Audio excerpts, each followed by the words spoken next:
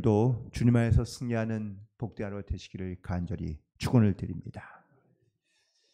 2차 세계대전이 발발하였을 당시 프랑스는 아주 강력한 나라였는데요. 이 프랑스 국경에다가 큰 벽을 세우고 그리고 누구도 자기 나라를 침범할 수 없을 거라는 확신을 가지고 있었습니다. 그리고 프랑스 나라의 안전을 장담했었죠. 그런데 막상 전쟁이 시작되고 독일군이 전차를 끌고 오게 되자 그들이 아주 견고하게 쌓아두었다고 생각했던 이 국경담은요 아주 쉽게 허물어지고 말았습니다. 그러고 난 다음에 이 프랑스도 독일의 지배를 받는 수치를 당해야만 했죠.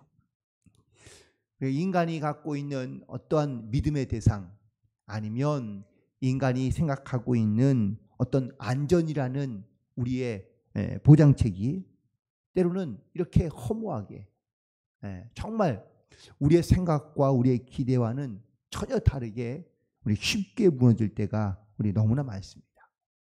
여러분, 이스라엘 백성들이 가나안 땅에서 있다가 요단강을 건너고 그리고 여리고 성을 처음 전쟁을 시작하려 할 때 여리고 성은 어떤 성이었습니까?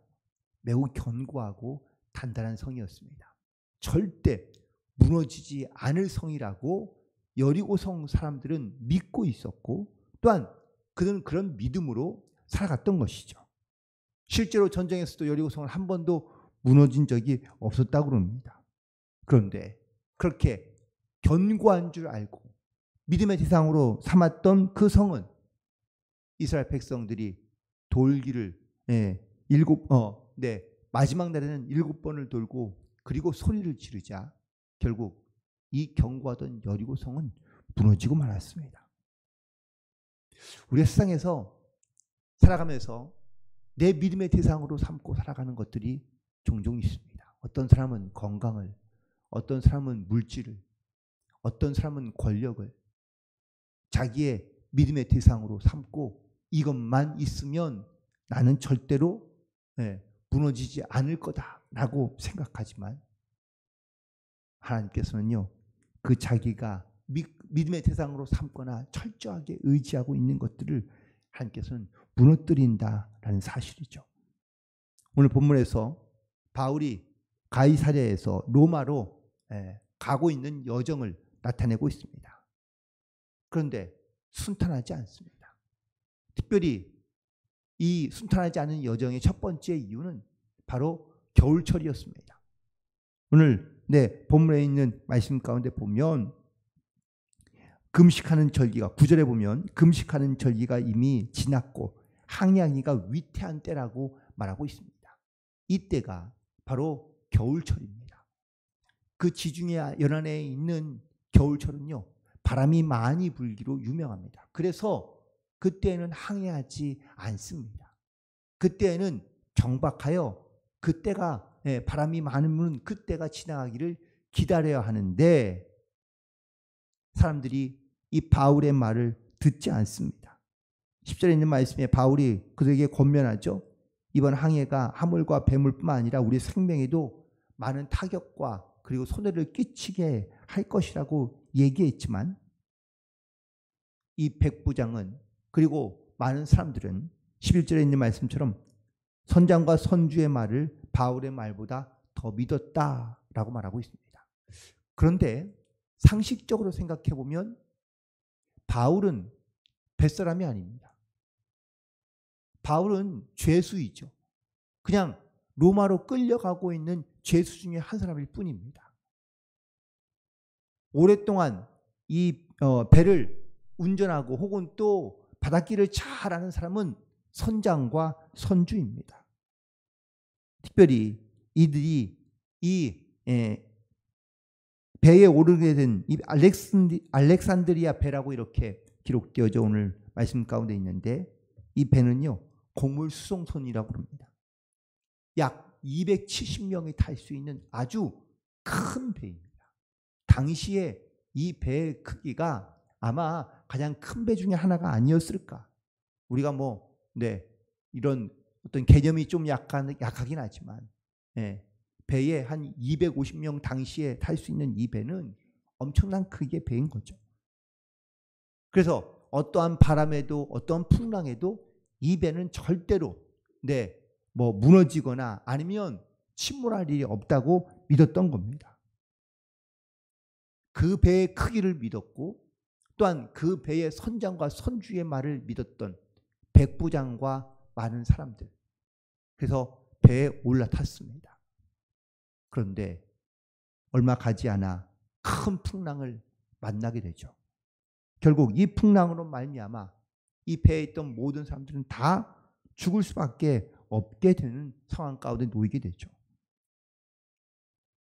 우리가 예전에 어떤 영화로도 많이 봤지만 타이타닉호라는 아주 금세기 최고의 1900년도 초반에 금세기 최고의 배를 만들어서 그거를 출항하고 그리고 그 배에서 많은 사람들이 타서 절대 이 배는 침몰할 일이 없는 배라고 말했던 배가 결국은 암초를 만나 침몰하고 마는 사건도 우리가 기억하고 있습니다. 사람의 믿음의 대상은 무너지기 쉽고 깨어지기 쉽습니다. 완벽하고 안전하고 온전한 것이라고 말하지만 우리 눈에는 그렇게 보일지 모르지만 하나님의 말씀이나 하나님의 뜻에 보면 우리가 믿음의 대상으로 삼고 있는 것은 지극히 어리석다라는 사실입니다. 이스라엘 백성들이 애굽을 나왔고 그리고 또한 그들이 광야에서 있을 때에 그들이 보기에는 눈에 보이는 신이 있어야 한다고 생각합니다.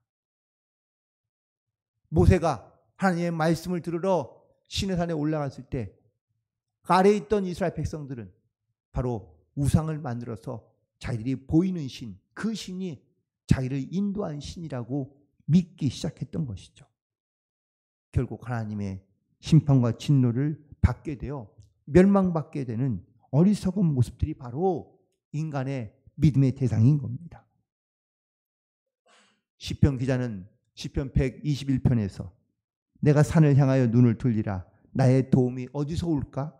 나의 도움은 천지를 지으신 여호와에게서 온다고 고백하고 있습니다.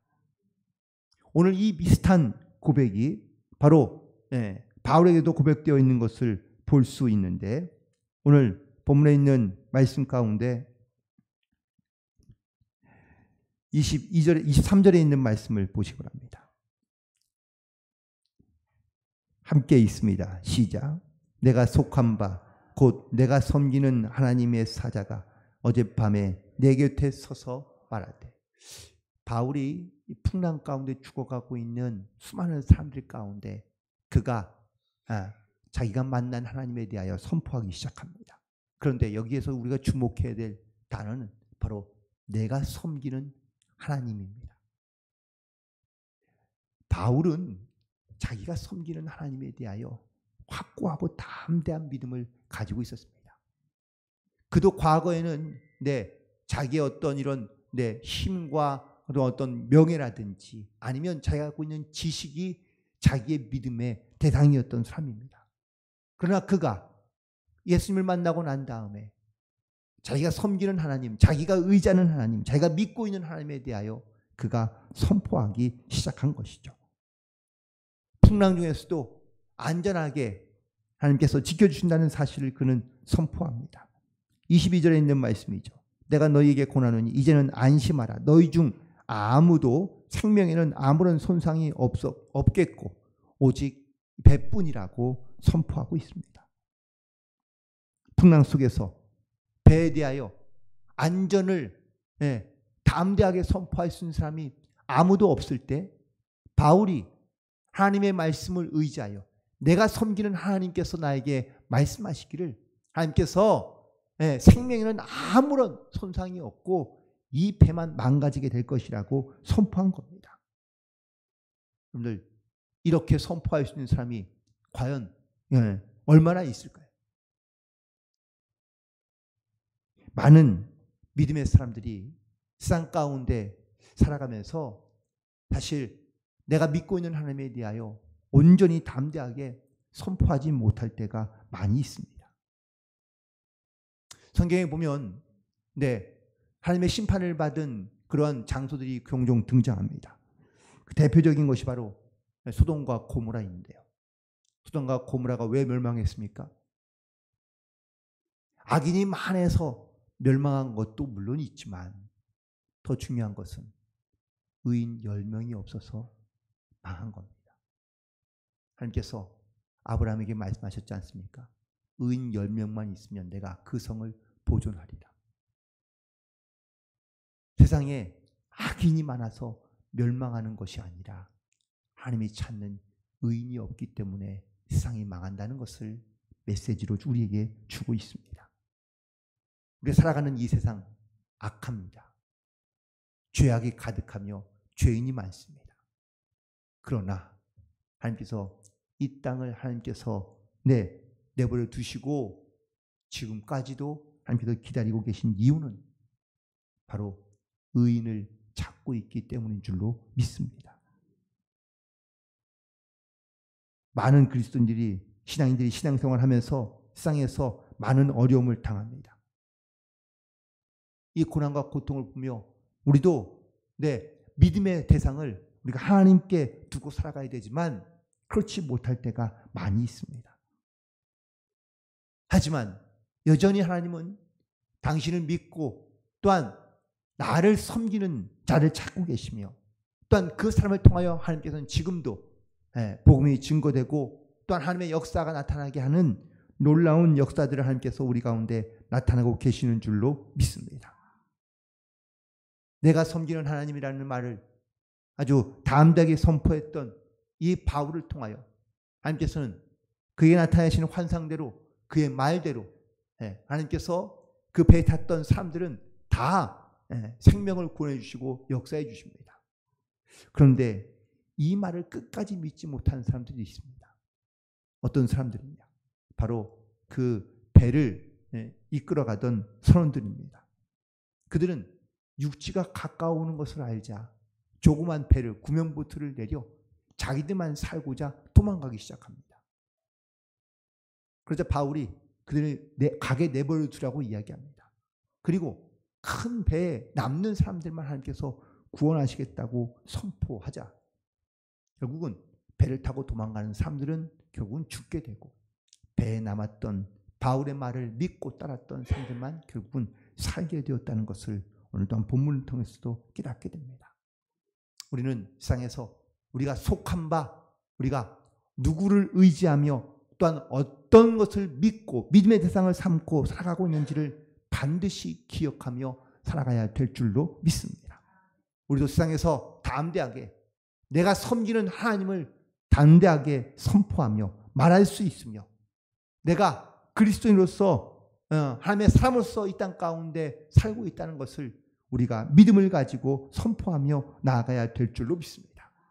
우리에게 만약 이런 믿음이 없거나 또한 우리가 하나님을 믿음의 대상으로 삼지 않는다면 우리는 과연 무엇을 믿음의 대상으로 삼고 있으며 혹은 또 제대로 된 믿음을 가지고 우리가 살아갈 수 있을까요? 풍랑이 닥쳐 와야 우리가 하나님을 믿는 것인지 아닌 것인지를 분별할 수 있게 되기도 합니다. 평소에 요란을 떨던 사람들은요, 위기가 닥쳐고 풍랑이 닥치면 그들은 자기들이 했던 말들을 다시 하지 못합니다. 하지만 담대한 믿음을 갖고 있는 신앙의 사람들은 어떠한 상황에도 우리가 믿음을 가지고 선포할 수 있는 줄로 믿습니다. 오늘도 우리는 하나님께서 우리 가운데 허락하신 이 하루를 우리가 하나님을 섬기는 자로서 그리고 또한 하나님의 거룩한 자녀로서 우리가 이 땅 가운데 믿음을 선포하며 또한 그 믿음의 대상이신 하나님의 말씀을 따라 순종하며 나아갈 수 있는 그런 저와 여러분 되기를 간절히 소망합니다. 우리의 모든 삶의 최우선순위가 하나님께 있음을 믿음으로 고백하며 우리가 오늘도 주님의 말씀을 따라 순종함으로 승리하며 하나님께 영광을 돌리는 복된 하루가 되시기를 주님의 이름으로 간절히 축원을 드립니다. 기도하시겠습니다.